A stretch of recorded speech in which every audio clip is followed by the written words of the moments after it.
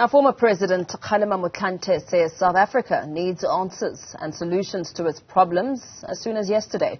Now, these include answers on what President Cyril Ramaphosa knows about the robbery at his Phala Phala Farm in Limpopo.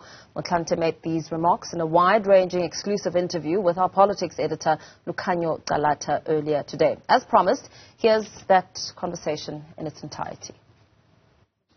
Thank you so very much. And yes, we are today speaking to the former Deputy President of the country, Mr. Kgalema Motlanthe, who of course was also once served as the Deputy President of the African National Congress. Sir, thank you so very much for joining us and for your time, of course. I'd like to start off by talking about the African National Congress, particularly the nomination processes that are currently underway. They aren't going as they should at the moment, are they? Well, there are rules for nominations, and those rules were adopted by the National Executive Committee in July, and that process is unfolding. The rules stipulate that nominations ought to be done by branches. And once the branches have nominated, the consolidation following a tallying process would then take place at provincial level. But that's not what we're seeing, Mr. Deputy President, in that now we are seeing provincial executive councils making pronouncements on their candidates or their preferred candidates even before processes have been concluded at branch level. Well, that's an expression of their wishes, but it's not the final thing. The final pronouncement of the provincial positions would be after the consolidation of the wishes of the branches. But isn't that a bit of an anomaly, Deputy President, when the Provincial Executive Council pronounces and says, well, we want candidate X. So what if the branches then say, but hello, we want President or candidate Y? Isn't there a bit of a clash as to ultimately who then gets nominated by a certain province? Well, there isn't a clash because the last word rests with the branches. Remember, they are not only mandated to nominate, 90% of voting delegates at conference itself come from branches. Yeah. All right. I'll come back to a question around how we're going to monitor the issue of expenditure on campaigns. But I think while we are at the branches, in 2007, you were Secretary General, and 2012 as well as 2017, the diagnostic reports that were presented before those elective conferences spoke of branches that weren't up to standard. For instance, I remember there was phrases such as a lack of ideological debate and discussion, which ultimately has led to a moral degeneration. Can we trust branches where there isn't ideological discussion to be able to nominate the best candidates to lead the African National Congress and maybe even the country? Well, there's no other choice really other than to rely on the branches, because that's in other words, their nominations would be an expression of the will of the general membership, because that's the only structure where each and every member has the opportunity to participate in the life of the organization. Of course, some branches are not properly constituted, but these processes of nominations are taking place following the decision by the National Executive Committee on those of them that qualify, therefore, to hold BBGMs and do the nominations here. So that the National Executive Committee has conducted the survey and approved those that are in good standing. Is the NEC happy or satisfied with the level of discussion that's taking place within the branch itself? I don't think they would be satisfied with the level of discussions. However, the reality is that the leadership, even at branch level, consist of people who are properly engaged. Of course, it would have enriched the debates and discussions were it that all the members who are in good standing were to attend and participate. Yeah.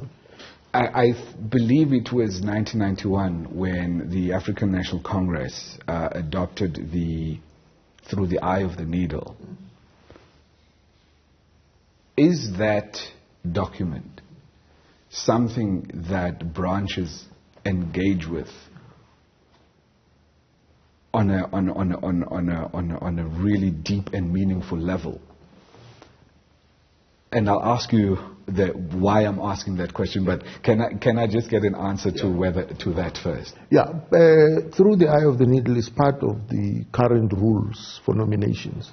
In fact, in the rules, it's stipulated that before the branches start with the nominations, part of the document through the eye of the needle should be discussed, and that the part of the rules also indicate the importance of the National Executive Committee as a structure, and therefore the caliber of and moral standing of people who should serve in that structure, because they would be not only representing themselves or the membership of the ANC, but also the South Africans beyond the structures of the ANC and the membership of the ANC. So that's that rule is meant to drive home the understanding that this task of nominating and electing members of the National Executive Committee is very, very important. Yeah. And that it's not actually a popularity contest. It's not a popularity contest, yeah.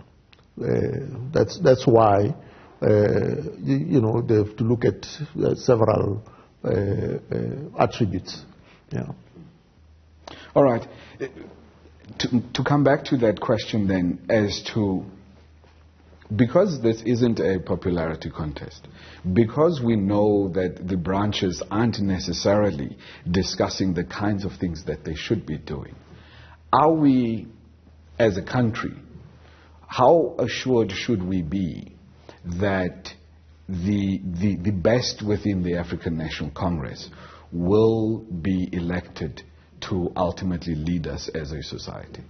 Well, you don't have long to wait, really. By December, you will know when the elections have taken place, because then you will see by the caliber of men and women who would have been elected onto the National Executive Committee as to whether they are true representatives of the best that are available, at least within the African National Congress, or not. That judgment, is left to the general populace to make here. Just two things from me on this, Deputy President, and then we'll move on to the next one. We've seen something quite interesting emerging within the African National Congress, I would say over the last two, maybe three elective conferences, is that individuals that are actively campaigning for certain positions, for the position that you once held of Deputy President, position of President, from where some of us are standing, it seems a very foreign concept within the African National Congress. Is it to you? Well, there was a time when to be elected onto the leadership structures of the African National Congress. That is before the ANC was banned in 1960.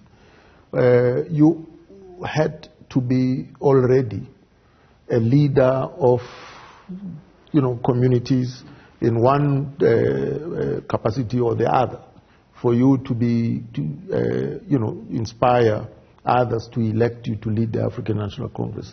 So, in a sense, leaders of the African National Congress were also leaders of African communities. I hear what you're saying, DP, but we're also seeing some campaigning for nomination. And I think that's really where I'm talking about, where it's one thing because we understand once you are nominated by the branch for a certain position and whether or not you accept it, then you're entitled to, go ahead and campaign. But what about in some instances, I don't want to mention names, where people are actually actively campaigning for nomination? Is that a foreign concept within, or is that also something that is that's historically been there within the ANC? Historically, it hasn't been that way earlier on, but we are now in a moment where campaigning is recognized and allowed. That is why the rules also say, if you do campaign in that manner and you receive support in kind or in money, you should keep proper books of account, because then the organization needs to know that you are not a proxy for other people here. Right. And that segues nicely into, I think, my last question on this issue, which is how will the electoral committee that you lead, how is it going to monitor the expenditure by the various campaigns? Well, the rules allow for expenditure on, say, hiring of a venue, a sound system, if it's going to be utilized, and simple refreshments such as still water. Nothing stronger than that is provided for. And then, of course, so that then you must keep proper books of account for that, because it can be, you should, in fact, submit a report on that to the electoral committee. And then obviously detailing also the amount of money that you had raised for the campaign. Exactly. Okay, so money that came in, yes, and then money that was how it was utilized and so on. Yeah. All right. I'd just like to then move on to the issue of step aside. Now, we've seen, even before the nomination processes were opened, that criticism of this step aside regulation, and some claiming that it's being applied selectively. Ace Magashule, for instance, believes that. What do you make of that criticism? Well, the conference came out with resolutions. One on fighting against crime and corruption, and the other on integrity and improving the image of the ANC. And it is in the latter, where this step-aside rule was suggested. The other one, fighting against crime and corruption, also states that the organization must deal decisively with the usage of money to influence outcomes of either meetings or conferences. So the National Executive Committee itself went into a detailed process of developing guidelines around this step-aside rule.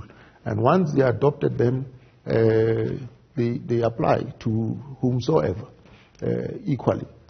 Do you believe that it's being applied selectively? As we saw earlier this week, claims coming from William Kize, Umamlindi Sisulu, both of them arguing that, maybe this issue of step aside isn't being applied properly, as well as a potential use of state resources, particularly within the Justice Department, to selectively target individuals to try and taint them as we go into this process. Do you believe that that is actually happening? Well, both of them are members of the National Executive Committee. It is the National Executive Committee which developed the guidelines and adopted them. And so the application, what I hear being insinuated here is that perhaps the NPA or the law enforcement structures are not applying the same energy in ensuring that those who have committed offenses are really charged. So that's outside of the ANC. That's something that is in the hands of the state law enforcement organs. The ANC itself, the guidelines, this rule on step aside, I would say it's being applied consistently and fairly. Because you see, it's not going to stop now. We would say it was applied selectively if it was applied to certain people and then it's abandoned. But rest assured that if anyone who gets to be charged for serious offenses will have, and if they occupy a position of leadership or responsibility, they'll have to step aside. Do you think it's disrespectful from those members of the ANC who are making these claims publicly that the issue of step aside is being selectively applied? Well, people tend to want to angle for the best advantage, and I wouldn't put it past any member of the ANC to want to do that. They are always or forever trying to angle for the best advantage in whatever situation they find themselves. But the thing about the ANC is that the constitution of the ANC is very consistent about those who bring the organization into disrepute. The rules are there in the ANC and constitution, and so this step aside rule is not out of sync with the ANC constitution. All right. Can we just then move, just considering the time that we have, what's your reaction to reports that former President Jacob Zuma wants to come back into active ANC politics, potentially being touted as a national chairperson? Well, he's within his rights. I mean, the rules and the ANC constitution says any member has a right to nominate whomsoever and be nominated for whatever position in the ANC. So as a member in good standing, he's within his right. But as I said, the guidelines for nomination stipulates that the branches should do the nominations, and the consolidation then happens at provincial level. So if that's what happens at the end, he will be within his rights here. Within his rights, for sure, but would the step-aside rule then apply to him, considering that he is charged with criminal charges? Of course. Okay. Of course. All right. Now, as a former president of the country, deputy president of the ANC, you're looked upon by the current leadership, and I think us as a country, for wise counsel. If you were to advise the incumbent president, Cyril Ramaphosa, how should he respond to the issues of the Palapala Farm robbery saga? Well, he has stated in public that he will,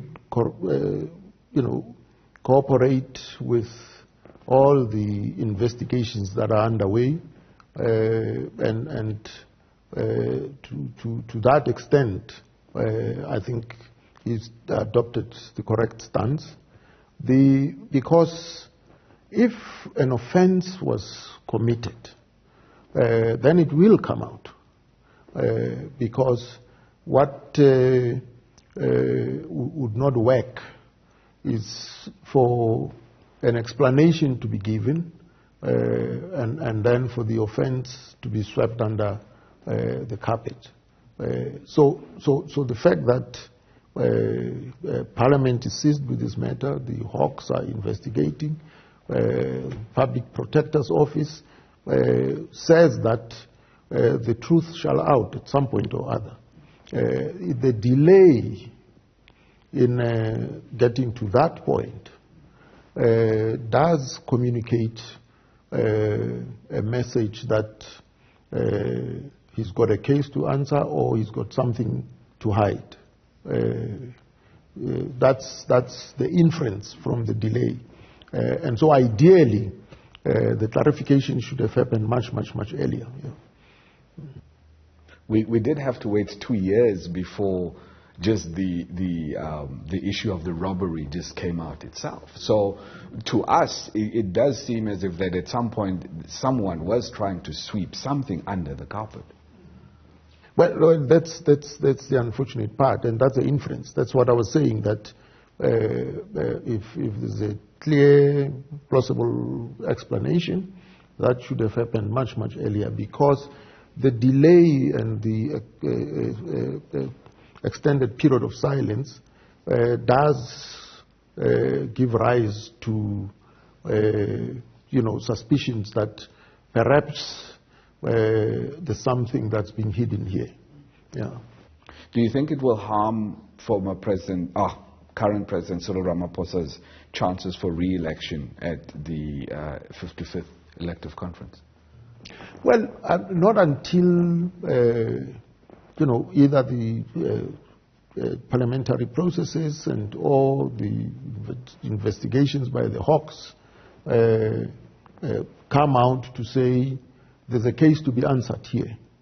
Once that moment is arrived at, of course, it will change everything, because then the rules and the vetting procedures will apply. Mm-hmm. So if I can then just quickly move on to,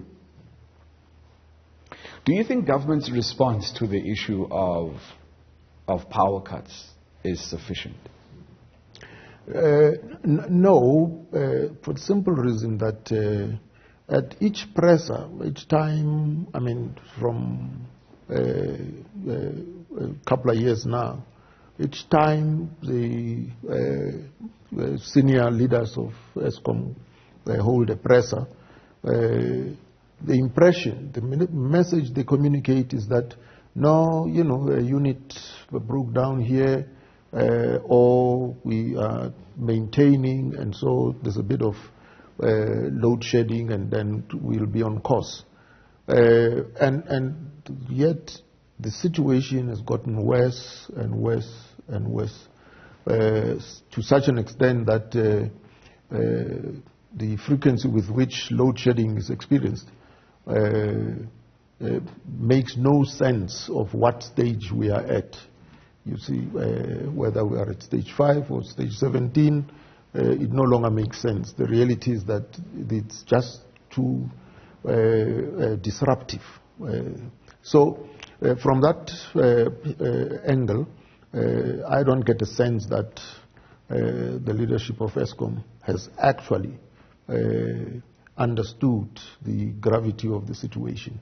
It's almost like, if you have an old skadong and, the kind which is push me before I go, and you think you can take a trip from here to Lusaka.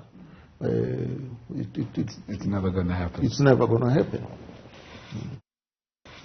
How much of what the country is currently experiencing in terms of load shedding and its impact, obviously not just on our daily lives as South Africans, but its grave impact on the country's economy, how much of that should the ANC, as an organization that has been in governance of the country since 1994, how much of that should they accept blame for?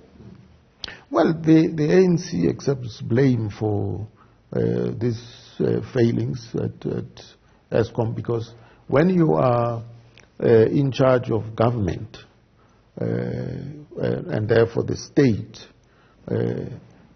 part of your responsibilities is to ensure that there's mass efficient transport system, there's sufficient supply of energy, supply of water, and so to the extent that there's a failing there, the ANC has to take responsibility, and the ANC does accept responsibility for that shortcoming. Today, when we look at just everything and where our country is, you've mentioned some of those: transport, health, water, electricity, education, health. Is the ANC... Infrastructure in general. Is the ANC fit to govern this country? Well, you know, in 1992, the ANC held a conference and emerged with a report entitled Ready to Govern. Of course, experience now, practical experience, does indicate that, in fact, we weren't ready to govern. And the misstep are there. I mean, we can identify where we went wrong, where we lost it, and so on. And so the experience is now available to correct. And in order for us to correct the situation, we ought to, at a conceptual level, understand that the governments get elected every 5 years, and by that very act, governments suffer from short-termism, and that is why it's important to ensure that we have a capable state, and this is what the NDP says, that we must create a capable state. And therefore it means at a conceptual level, the state and government should be understood as separate entities, that you need a permanent, capable state on the one hand, so that governments which serve as a face of that state for a term at a time can come and go. But the capabilities of the state and the institutional memory can serve us all well as a country, as an economy, as a population. Which then, that speaks potentially to the issue of cadre deployment. Because sometimes the DDGs or the DGs in certain departments, if it weren't for their political affiliation to the African National Congress, would not necessarily be in those positions where they are leading those departments, which means that they're not necessarily the best that the state can afford. How do we then address that issue going forward, which is basically to depoliticize the state from the executive? Yes, we can, not only to depoliticize, but to professionalize the bureaucracy of the state.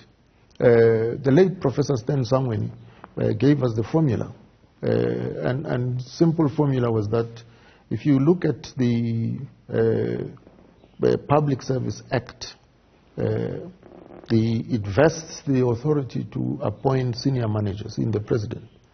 And his recommendation was that the president should delegate that authority not to these ministers, but to the Public Service Commission, and that the Public Service Commission in turn should not, constitute itself as an interviewing panel for senior managers in the bureaucracy.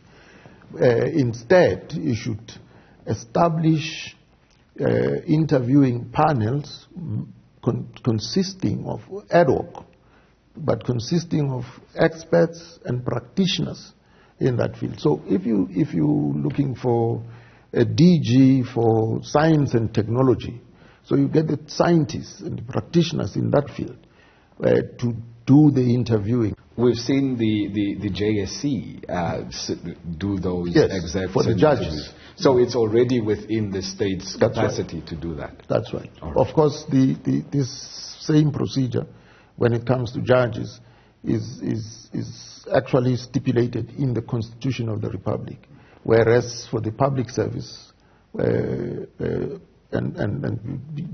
bureaucracy in the state, the Act vests that authority in the President. But the President delegates that authority to ministers. All right. It shouldn't be ministers, but it should be... It should be the Public Service Commission. Yeah. To just then come back to this issue.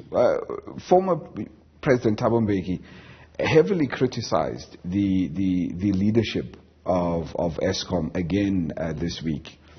But almost as if, to absolve himself of some of the issues that we are now seeing playing out at Eskom.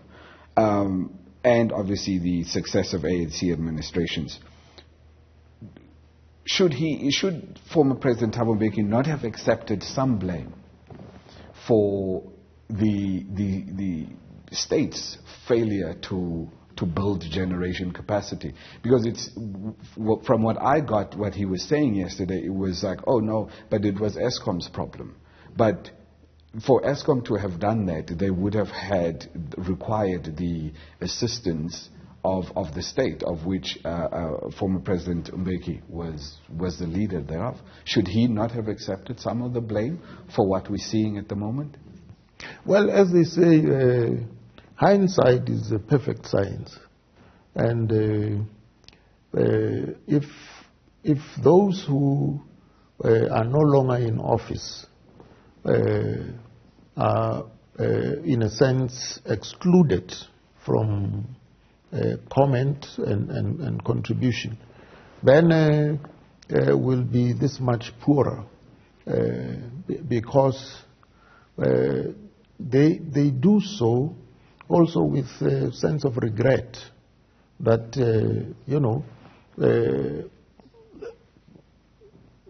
given that chance, they would do things differently. But when they were there, that didn't happen. So I think that's the spirit in which President Mbeki is now saying that, look, we have this problem, we are where we are. The best way to address it is to ensure that there's a capable leadership that can take us out of this morass.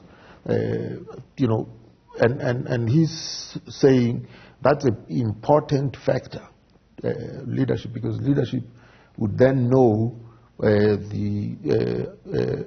how to recruit the engineers and whatever and so on, and ensure that Eskom keeps the lights on.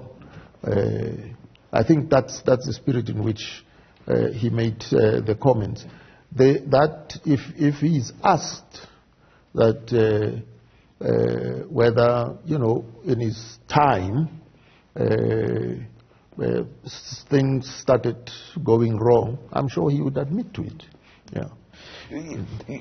I beg to differ slightly, DP, on the issue of the spirit in which, because partly as part of that conversation that former president was having, he seemed to then double down on the issue around what many have described as his denialism on whether or not HIV causes AIDS. Well, I was making my remarks in relation to Eskom. To Eskom. Yes. Okay. Yeah. All right. So, and then your advice to him around this issue of AIDS denialism? Oh. Well, you know, when President Mbeki was in office, around this very issue of HIV and AIDS, he accepted when the leadership said to him, look, get out of this issue and let, you know, the scientists deal with it. He accepted at that time, yeah. Maybe he's forgotten that he had accepted. All right, Dimpy, I don't, again, the issue of time. Just lastly then, sir, two last things from me. The first is, this week, yesterday, we saw another 75 basis point repo rate hike. Yes. We currently, as we do this interview, under stage 5 blackouts. The state capture report by Chief Justice Raymond Zondo was really quite damning about the levels of corruption that exists within the state. We saw last year just the lawlessness that broke out and then led to the July unrests. Are we, in your opinion, inching ever closer to realizing, I think, the warning by former President Mbeki that South Africa is on the precipice of its own Arab Spring? Well, the issues you've mentioned create toxic soup, so to speak. And every day, literally every day in this country, somewhere, in a township, town or village, a demonstration is taking place, indicating that you know, communities are not just disaffected but angry, and it's really just the spatial disconnection that is, in a sense, saving us from a conflagration, where these demonstrations that take place every day were connected and coordinated, we would no doubt have much bigger problems to deal with. So, in a sense, we need an example of what is possible, and as such, it's the negative and negative stuff which then gets prominence and in a sense contributes towards the depression. Sir, thank you for your time. We really appreciate you, speaking so openly and candidly with us as Newzroom Afrika, and we really just want to express our gratitude, and we hope that we will get another opportunity to talk to you before, of course, we get to the ANC's 55th elective conference. Thank you very much. Thank you. And that was our conversation here on Newzroom Afrika with former Deputy President and President of the country, Kgalema Motlanthe. From us, for the time being, it's back to you in studio.